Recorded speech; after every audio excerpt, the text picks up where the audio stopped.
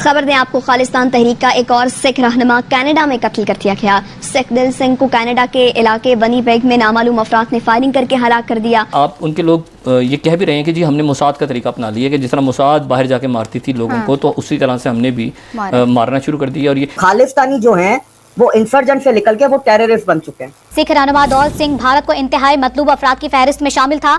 सिख दिल सिंह ने 2017 में खालिस्तान तहरीक में शमूलियत इख्तियार की थी। मैं इनको सिख नहीं बोलता, मैं इनको खालिस्तानी बोलता हूँ, क्योंकि सिख मजहब क्यों बना था? हिंदुओं को बचाने के लिए। किससे? इन्वेडर से। बिल्कुल कनाडा इंडिया सिर्फ का मसला नहीं बन गया, ये India versus the western allies का बन गया है। अब कैनेडियन प्राइम मिनिस्टर जो हैं वो जलेबियां बनाना शुरू हो चुके हैं। जी हाँ, भारत की तरफ से काफी सख्त किस्म का जवाब गया, भारत की तरफ से बहुत सख्त किस्म का रिस्पांस जब गया। अच्छा, India should also help with Quebec referendum, यानी अब आप बात कर रहे हैं कि कनाडा को तोड़ दिया जाए।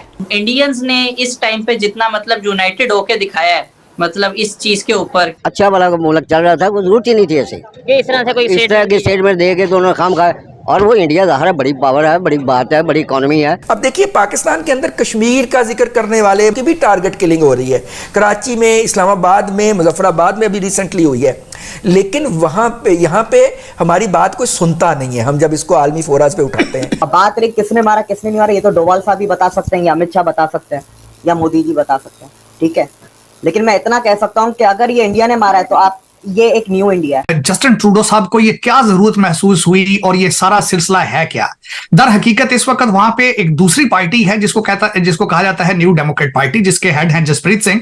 उनके पास तकरीबन लगभग 25 एमपीए की सपोर्ट उनको हासिल है, और उनकी सपोर्ट के बगैर जस्टिन ट्रूडो जो होते हैं वो जीरो हो जाते हैं। तो उन्होंने इस पे कैपिटलाइज किया, जिसकी बिल्कुल सही मिसाल दी डॉक्टर जयशंकर साहब ने। इसको नाम दिया है वोट बैंक पॉलिटिक्स। तो उन्होंने वोट बैंक पॉलिटिक्स खेली है, और वो सपोर्ट हासिल करने के लिए सारा कुछ उन्होंने ये एक तो रीजन ये है कि उन्होंने वो सपोर्ट, दूसरा जो उनका न्यू दिल्ली का ट्रिप था, वो सबको पता है जिस तरह का ट्रिप था, उनका जहाज खराब हुआ, कोई सिग्निफिकेंट मीटिंग ना हो सकी, उन्होंने वापस आके उस पर रिटेलिएट किया। लेकिन उसको मैं समझता हूं कि उन्होंने इससे पहले यही नहीं सोचा कि you are prime minister of Canada, आपको पहले रिसर्च करनी चाहिए थी, इन्वेस्टिगेशन करनी चाहिए थी, एलिगेशन बेसिस के ऊपर आपको इतना बड़ा ब्लंडर नहीं करना चाहिए था, नंबर 1। अब उसके बाद उन्होंने क्या किया है? उसके बाद उन्होंने जायंट स्टेटमेंट लेने की कोशिश की अमेरिका से और बर्तानिया से, दोनों ने रिफ्यूज किया। जब अमेरिका ने कहा है कि आप पहले अपनी योर इन्वेस्टिगेशन योर स्टेटमेंट, आप पहले इन्वेस्टिगेशन करें, उसके बाद उससे डील करें। जो बर्तानिया ने स्टेटमेंट दी है, उन्होंने उससे भी लोअर क्लास की स्टेटमेंट दी, उसमें भारत का नाम ही नहीं है। दूसरी उन्होंने ट्राई की, एक ऑर्गेनाइजेशन है फाइव आइज कंट्रीज, उन्होंने उनसे स्टेटमेंट लेने की कोशिश की, वहां से उनको कोई सपोर्ट हासिल नहीं हुई।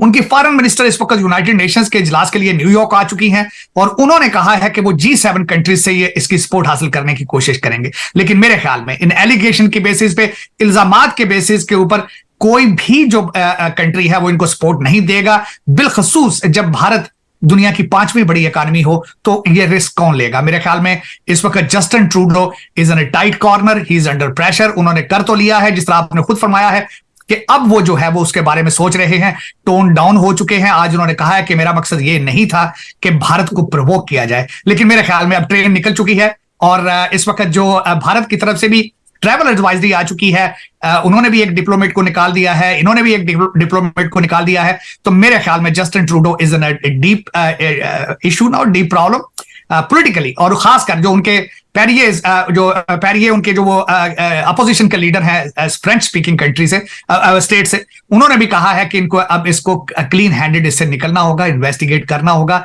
इतना बड़ा जो ब्लंडर किया है उसके जवाब देना पड़ेगा। बिल्कुल डेफिनेटली सर, ये मतलब अभी तो इतना जदीद दौर हो चुका है, और खासतौर पर इस टाइम इकोनॉमी का दौर चल रहा है। सर आपने बात की मुख्तलिफ कंट्रीज की, आपने यूएस की बात की, यूके की बात की, इवन ऑस्ट्रेलिया की तरफ से भी स्टेटमेंट आई है, वो भी जो देखने में आता है वो भारत की साइड पे है। फिर एक बड़ी चीज जिस वजह से ये सारा सिनेरियो क्रिएट किया जा रहा है या करने की कोशिश की जा रही है सिख कम्युनिटी को लेके इंटरनेशनली, तो यूएस में जो सिख कम्युनिटी बैठी है, उनके जो मेंबर हैं, उनके जो हेड हैं, उनकी तरफ से भी प्रॉपर भारत को लेके जो है वो स्टेटमेंट दी गई है कि भाई जो कनाडा के प्राइम मिनिस्टर ने बोला है वो बिल्कुल गलत है, हम भारत के साथ खड़े हैं। यूएस के जो सिख कम्युनिटी है उनकी तरफ से भी यही स्टेटमेंट आई है। डेफिनेटली, मैं बल्कि आज भी मैं बातें हो रही थी इसी हवाले से, बल्कि एक दो जगहों पे मैं ऐसी जगह पे था जहां पे सिख कम्युनिटी के लोग जो थे they were talking to the media, तो उनके भी जज्बात यही हैं कि एलिगेशन बेसिस के ऊपर ये सब चीजें नहीं करनी चाहिए थी। वो जो निजर साहब का, सबसे पहले तो आज एक बड़ी खूबसूरत बात एक सिख लीडर ने की है, जसदीप सिंह उनका नाम है, उनकी ऑर्गेनाइजेशन का नाम है सिख्स ऑफ अमेरिका। उन्होंने आज एक बात की, बहुत खूबसूरत बात की। उन्होंने कहा कि जब एक सिख को भारतीय गवर्नमेंट ने टेररिस्ट डिक्लेयर किया था आज से 2 साल पहले, तो जस्टिन ट्रूडो ने उस वक्त उसके खिलाफ क्यों नहीं कोई एक्शन लिया? अगर वो किया होता तो आज वो निजर साहब कत्ल ना हुए होते।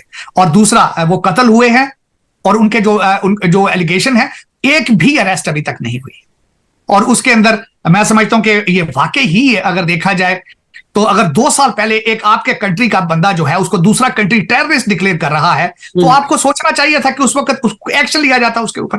तो आज आप उसी चीज के ऊपर, अब 3 महीने के बाद, उसके मर्डर के बाद, आज आप उसके ऊपर सियासत कर रहे हैं। मेरे ख्याल में जिस तरह मैंने आपको कहा है कि he is in a deep waters now. अब बात रही किसने मारा किसने नहीं मारा, ये तो डोवाल साहब भी बता सकते हैं, या अमित शाह बता सकते हैं, या मोदी जी बता सकते हैं, ठीक है। लेकिन मैं इतना कह सकता हूं कि अगर ये इंडिया ने मारा है तो ये एक न्यू इंडिया है। इससे पहले पूरी दुनिया में सिर्फ एक ही एजेंसी का खौफ था, वो थी मोसाद।